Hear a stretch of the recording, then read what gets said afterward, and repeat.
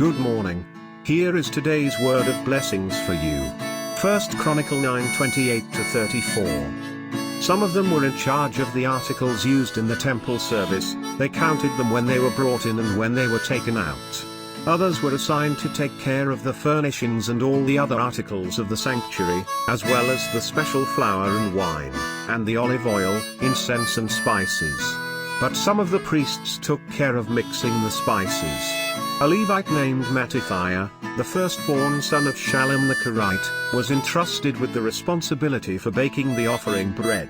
Some of the Kohathites, their fellow Levites, were in charge of preparing for every Sabbath the bread set out on the table.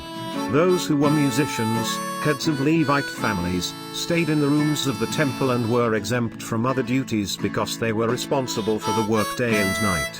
All these were heads of Levite families, chiefs as listed in their genealogy, and they lived in Jerusalem. Today's title is Wherever and Whatever He Calls Us to. What is the chief end of man? This fundamental question of life comes from the first question of Westminster Shorter Catechism. The answer to the question is a man's chief end is to glorify God and to enjoy Him forever. Like the answer to the question, all Christians believe that we are to glorify God as long as we live, not reluctantly but joyfully.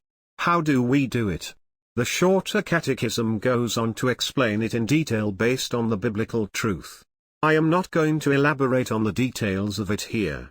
But one great principle of how we glorify God can be found in today's passage.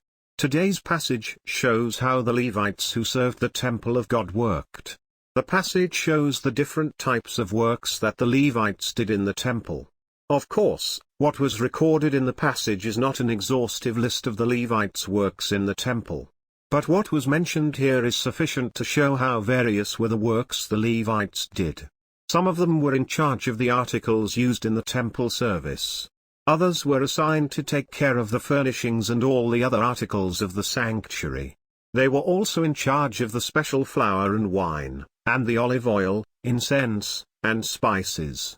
A Levite named Mattithiah was entrusted with the responsibility for baking the offering bread. Some of the Kohathites were in charge of preparing for every Sabbath the bread set out on the table. There were musicians who were responsible for the music at the temple day and night. Of course, we do know that there were some priests who did sacrifice animals and burn the incenses too. But what seems remarkable to me is that the works of the Levites are highly various and practical in general. That was what they did to glorify God. They must have done it dutifully but joyfully. I believe the variety and practicality of the works made by the Levites set good examples for all of us. We can glorify God in a variety of ways. You can sing to glorify God. You can cook for Him. You can set the table for God. You can be a porter for God or a guard at the gate. There are so many different ways to glorify God. There is no room for a narrow human stereotype in serving God. So in which ways are you called to serve God?